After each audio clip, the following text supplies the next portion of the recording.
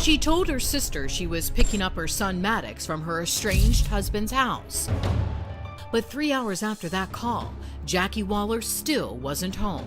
And I just got this sick feeling that by this time, it's like 6:30 or 7. And I start blowing up her phone, and I'm leaving her messages. But no response. So then she tried calling the man Jackie said she was going to see. Is he responding? Nothing. I finally said, Clay Waller, if I don't hear from my sister in 5 minutes, I am going straight to the police.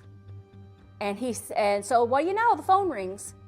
Hey, Cheryl, what's going on? I said, you know exactly what's going on. Where is my sister? You've done something to her. You told him that? Yes. What did he say?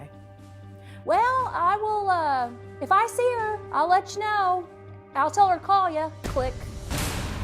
Cheryl wasn't about to wait around for that call. After leaving Jackie's other 2 triplets with their parents in St. Genevieve, she hops in her car and makes the hour-long drive down to Jackson. I walked in the Jackson PD, and I just said, I know Clay Waller has killed my sister. She had no evidence, but police were listening.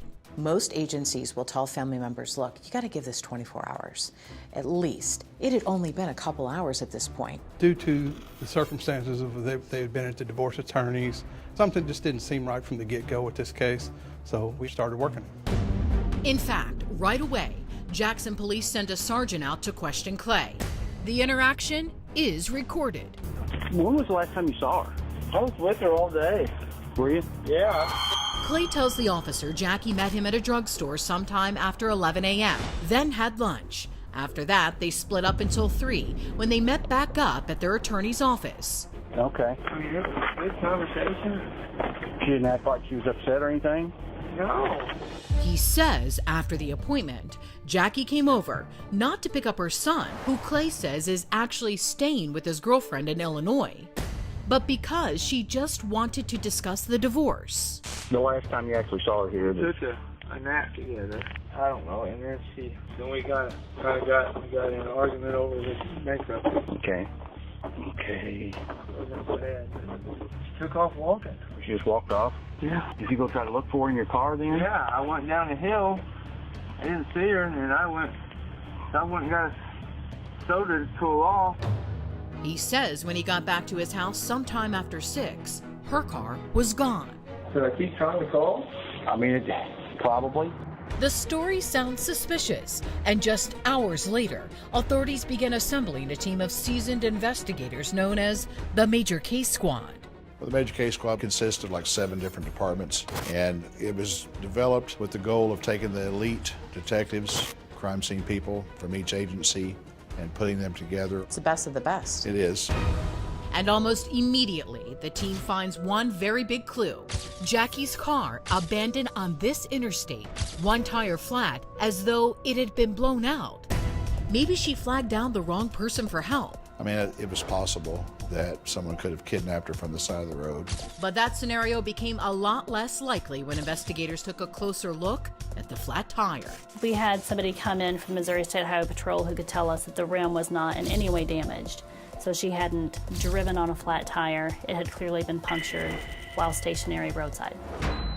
The whole scene was staged. When was your first contact with Clay? Before we started the search, he said, hang on, I want to call my attorney.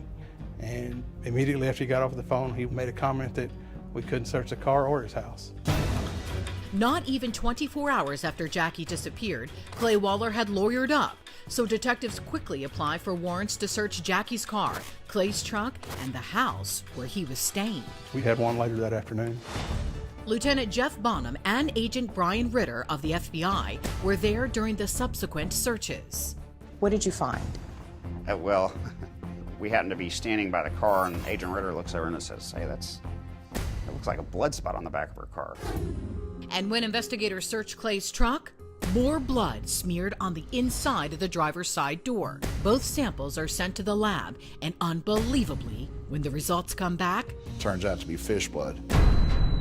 that's right, fish blood. It's big head carp specifically. Clay had intentionally put on the door of his truck. And just how does she know that?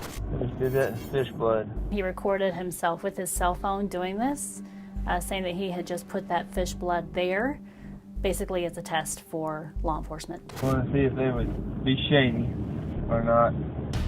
But then, that wasn't the only DNA police found. Back at Clay's house, team members arrived to find the hallway carpet missing. And that's not all. We located what we believe to be blood on the walls in the hallway. Basically, everywhere you see a tag. Something that happened in that hallway. There was a violent confrontation, absolutely. But investigators still had to determine where the blood came from, what happened to that missing carpet, and of course, what happened to Jackie.